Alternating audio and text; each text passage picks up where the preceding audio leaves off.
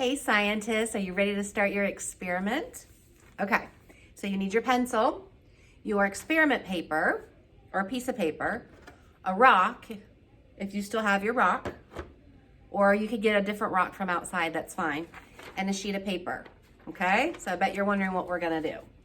Well, we're gonna start off with our topic, and our topic is gravity.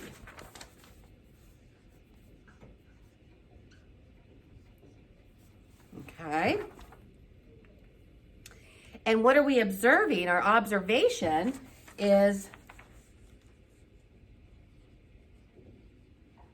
gravity and force. Okay. Now, what's my question? What do you think? What do you think as a scientist we're going to do? We are going to see which falls faster. What do you think? The rock or a crumble up piece of paper? Which one is going to hit the ground faster? What do you think? We will find out.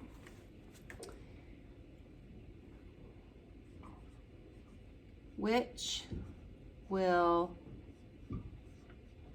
fall faster? The rock or the paper? And we're asking a question, so we end with a question mark. Which will fall faster, the rock or the paper? Let me get another marker. This one's not working so good. So well.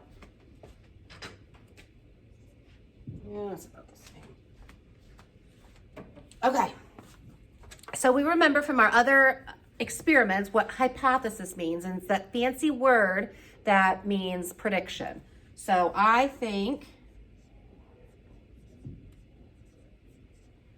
the whatever you think, I'm not going to write it in. I think that either rock or paper will fall faster.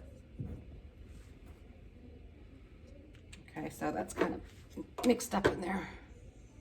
Okay. So you're going to write your hypothesis in. I think that whatever, the rock or the paper, will fall faster. And our materials are paper and a rock. Okay. So again, if you don't have your kindness rock from the first week of school, you can just get a rock from the yard, or you can just get anything really that's about the same size. Doesn't have to weigh the same, because we all know the rock weighs more. You can use anything in your house. Doesn't have to be a rock. Procedure. So the first thing I did was I crumbled up the paper.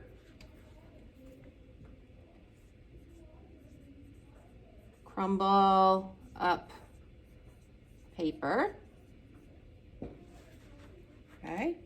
Now, if your mom or dad lets you stand on a chair to do the experiment, great. But make sure if you do that, make sure that they know that you're going to do that, because I don't want anybody falling off chairs.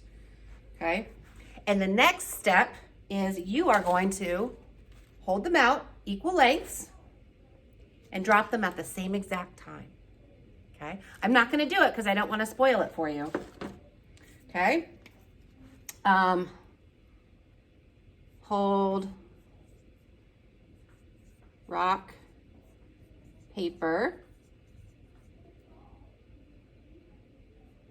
in hands. Okay. So you're going to hold the rock and the paper, or whatever your material is, or your other item is, equal distance. Okay. Same height. And then you're going to drop them. Drop.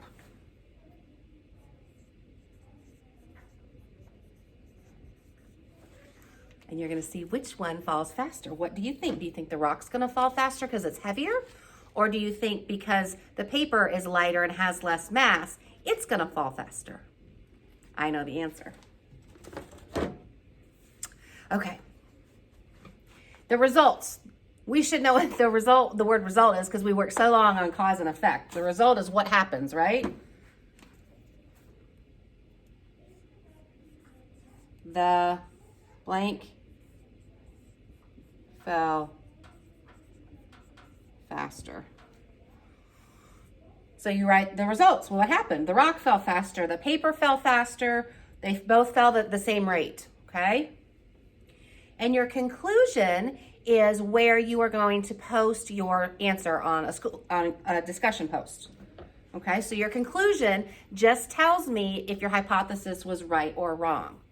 You don't have to be correct, okay? Sometimes that's why we do science experiments, to see what happens. So my conclusion, you're going to sentence, here's your sentence starter.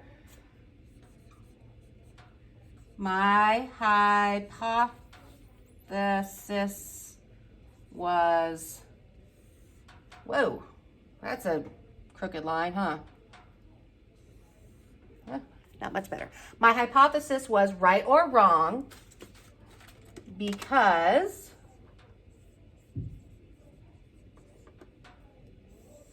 period. Remember, our conclusion is if your hypothesis was right or wrong.